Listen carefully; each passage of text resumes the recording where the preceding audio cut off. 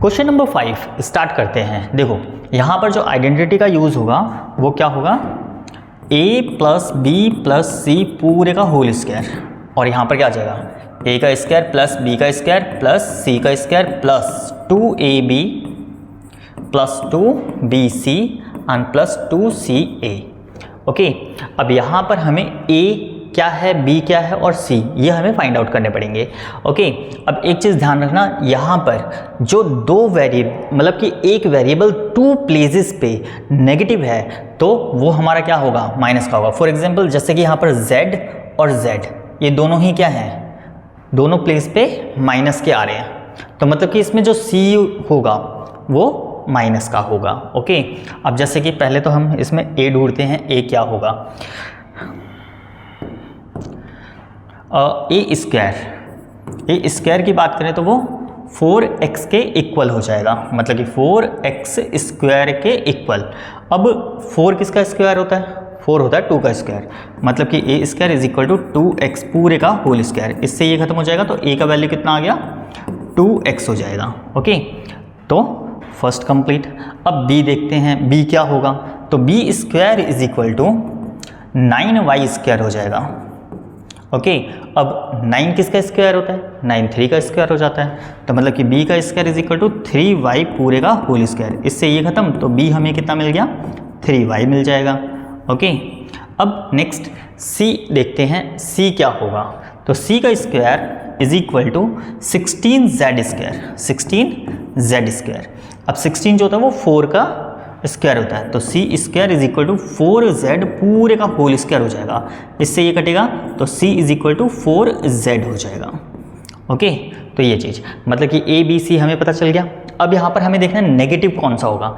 Negative यहाँ पर z की जो टर्म है वो माइनस की है, मतलब कि वेरिएबल जो z है वो दोनों प्लेसेस पे माइनस दिख रहा है, तो मतलब कि यहाँ पर हमारा जो c होगा वो नेगेटिव होगा, तो यहाँ पर जो c की वैल्यू होगी वो माइनस का 4 हो जाएगा।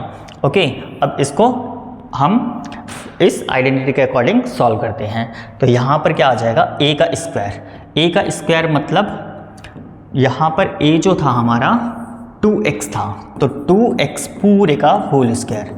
फिर b की बात करें तो 3y हो जाएगा, 3y का होल स्क्वायर प्लस c का स्क्वायर मीन्स माइनस 4z का पूरे का होल स्क्वायर, फिर प्लस 2 a की बात करें तो 2x हो गया, फिर b की बात करें तो 3y हो जाएगा, फिर प्लस 2y मतलब कि bc, तो b की बात करें तो 3y और c की बात करें तो माइनस का 4z था, तो माइनस का 4z, फिर प्लस 2ca, तो 2c की बात करें तो माइनस का 4z इंटू a कितना था 2x, तो यहाँ पर कितना आ जाएगा 2x हो जाएगा।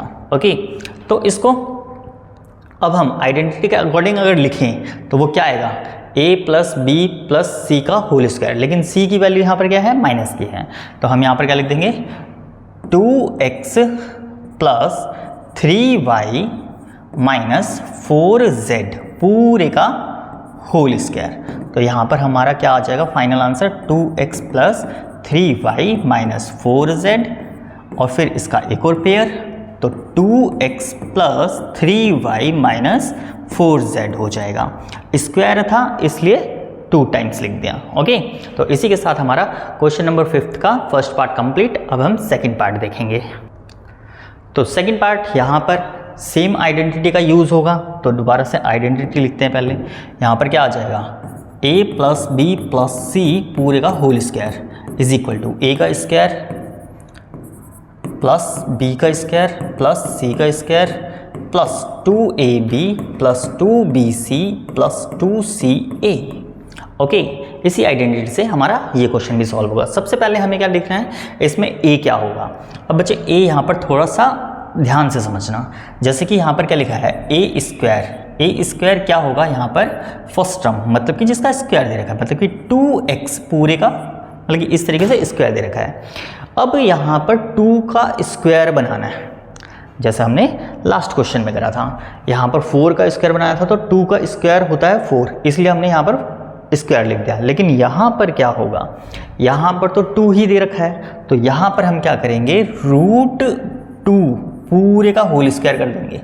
ओके, मतलब कि 2 का रूट लगाएंगे और फिर उसके साथ साथ स्क्वायर भी कर देंगे, जिससे कि ये दोबारा कटेगा तो दोबारा कितना आ जाएगा, 2 ही आ जाएगा।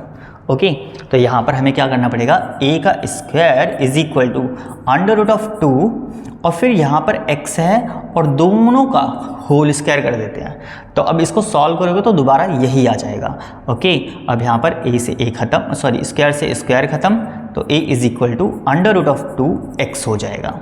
ओके, तो a का वैल्यू आ गया। अब b देखते हैं, b तो सिंपल है, b square is equal to directly y square है, तो इससे तो ये खत्म, b इज इक्वल टू कितना आ गया, यहाँ पर हमारा y हो जाएगा। And next c square is equal to क्या होगा, 8z का स्क्वायर के बराबर, तो मतलब कि c square is equal to 8z square के बराबर। अब इसको भी हमें क्या करना पड़ेगा, ऐसे ही होल स्क्वायर जैसे इसको करा था, तो यहाँ पर अगर हम करें तो c का square is equal to √8z पूरे का होल स्क्वायर। अब इससे ये खत्म, तो c is equal to √8z हो जाएगा। और √8 को क्या लिख सकते हैं, √8 को हम लिख सकते हैं जैसे कि 8 को 2 से करेंगे तो कितना आ जाएगा 4, फिर 2 से करेंगे तो 2, फिर 2 से 1, तो इन दोनों का पेयर बन जाएगा, ये सिंगल रह जाएगा, मतलब कि 2 हो जाएगा। ओके, तो इसको हम √8 को क्या लिख सकते हैं, c is equal to 2√2z हो जाएगा। ओके, तो यहाँ पर हमारे पास a b c की वैल्यू मिल गई। लेकिन यहाँ पर हमें क्या चेक करना पड़ेगा कि यहाँ पर नेगेटिव तो नहीं है कोई, तो मतलब कि यहाँ पर अब नेगेटिव कौन सी टर्म होगी उसको देखते हैं। अब देखो यहाँ पर कौन सा वेरिएबल 2 प्लेसेस पे माइनस का है, तो जैसे कि यहाँ पर x दिख रहा है माइनस का, मतलब कि ये टर्म और यहाँ पर ये टर्म, तो x यहाँ पर क्या हो गया, माइनस का हो जाएगा, मतलब कि a जो होगा वो यहाँ पर माइनस का होगा। ओके, तो अब हमें a b c मिल गया, a का वैल्यू -√2x, b का वैल्यू डायरेक्टली y हो जाएगा और c का वैल्यू 2√2z हो जाएगा। तो अब इस फॉर्मूले के अकॉर्डिंग हमें चलना पड़ेगा, मतलब कि आइडेंटिटी के अकॉर्डिंग। तो a का वैल्यू यहाँ पर क्या है, माइनस का √2x पूरे का होल स्क्वायर, फिर प्लस यहाँ तो y ही है तो y का ही स्क्वायर लिख देंगे, और प्लस c का स्क्वायर मतलब 2√2z पूरे का होल स्क्वायर हो जाएगा, एंड प्लस 2 a का वैल्यू -√2x, b हमारा y हो जाएगा, फिर प्लस 2y मतलब कि b और c जो है वो 2√2z हो जाएगा, एंड प्लस यहाँ पर अब हो जाएगा हमारा 2c मतलब मल्टीप्लाई में 2√2z हो जाएगा, और a हमारा माइनस का √2x हो जाएगा। तो मतलब कि यहाँ पर ये हमारा फॉर्मूले के अकॉर्डिंग, आइडेंटिटी के अकॉर्डिंग इस तरीके से एक्सपेंड कर दिया। अब यहाँ पर हम क्या लिखेंगे, यहाँ पर लिखेंगे माइनस का √2x प्लस y, फिर प्लस 2√2z और पूरे का होल स्क्वायर आ जाएगा। ओके, और यहाँ पर अब हम इसको क्या लिखेंगे, स्क्वायर है तो इसको 2 टाइम्स यहाँ पर मेंशन कर देंगे, तो माइनस का √2x plus of y plus 2√2z और फिर माइनस √2x प्लस y और फिर प्लस 2√2z। तो ये हमारा फाइनल आंसर कंप्लीट, मतलब कि सेकंड पार्ट भी हमारा कंप्लीट होता है क्वेश्चन नंबर 5 का।